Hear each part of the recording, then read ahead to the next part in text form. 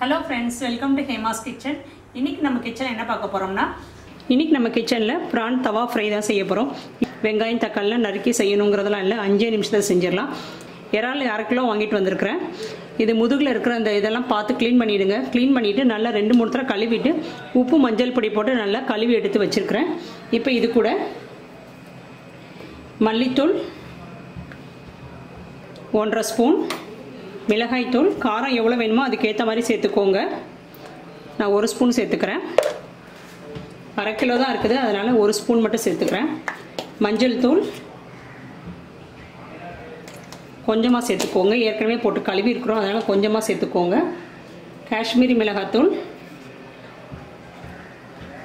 1/4 spoon. இது காரம் இல்லை, கலருக்காக சேர்க்கிறோம்.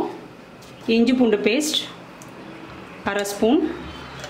உப்பு ஏற்கனவே போட்டு ஊற வச்சிருக்கிறோம், அதனால கொஞ்சமாக சேர்த்துக்கோங்க. பத்தலைன்னா அப்புறம் பார்த்து சேர்த்துக்கோங்க. இதெல்லாம் நல்லா மிக்ஸ் பண்ணிக்கோங்க. இது ஒரு 5 நிமிஷம் ஊறட்டும். இந்த மாதிரி ஒரு ஃப்ளாட்டான தவா எடுத்துக்கோங்க. இது வந்து எண்ணெயில் மட்டும்தான் வேக போகுது, அதனால கொஞ்சம் எண்ணெய் கூட தான் சேர்த்துக்கணும். உங்களுக்கு எண்ணெய் அவ்வளோ வேண்டாம் அப்படின்னு நினச்சிங்கன்னா கொஞ்சம் கம்மி பண்ணிவிட்டு தண்ணி வேணாலும் ஊற்றிக்கோங்க. நான் 3 ஸ்பூன் எண்ணெய் சேர்த்துக்கிறேன். எண்ணெய் காஞ்சவுடனே கருவேப்பிலை கொஞ்சம் நிறையாவே சேர்த்துக்கோங்க. ஒரு பச்சை மிளகாய் கீரி இருக்கிற அதையும் சேர்த்துக்கிறேன். மூடிடுங்க, எண்ணெயெல்லாம் வெளியே தெரிக்கும், அதனால் மூடி வச்சுருங்க ஒரு 10 செகண்ட். இப்போ நம்ம இந்த இறாலை சேர்த்துக்கலாம். நல்லா பரத்தியே போட்டு விட்ருங்க.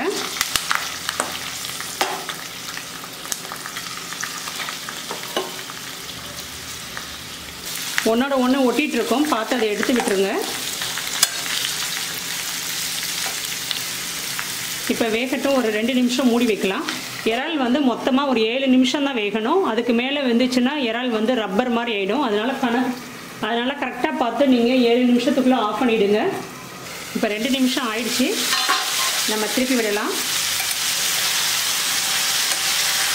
சும்மா திருப்பி விட்டிங்கன்னா உடஞ்சிடும், அதனால் போட்டுட்டு ஒரு 2 நிமிஷம் அப்படியே மூடி வச்சுடுங்க.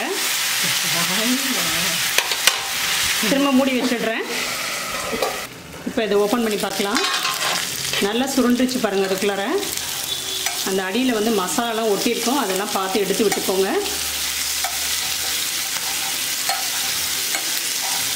இப்போ ஓப்பனில் வச்சு நான் வந்து ஒரு 3 நிமிஷம் குக் பண்ணால் போதும். இந்த ஒட்டிகிட்டு இருக்க இந்த மசாலா தான் டேஸ்ட்டே. தயிர் சாதம் கூட இல்லை ரசம் சாதம் கூட வச்சு சாப்பிட்டு பாருங்கள், அவ்வளோ டேஸ்ட்டாக இருக்கும். எண்ணெய் பிரிஞ்சு வரட்டும், ஆஃப் பண்ணிடலாம். ரொம்ப ஈஸி தானே, 7 நிமிஷத்தில் ரெடி பண்ணிடலாம்.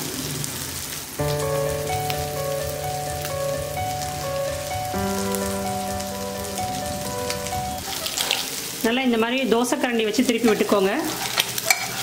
அப்போ தான் அடியில் ஒட்டிகிட்டு இருக்க மசாலாலாம் எடுக்க முடியும். போதும், ஆஃப் பண்ணிடுறேன். இப்போ நமக்கு பிரான் தவா ஃப்ரை ரெடி.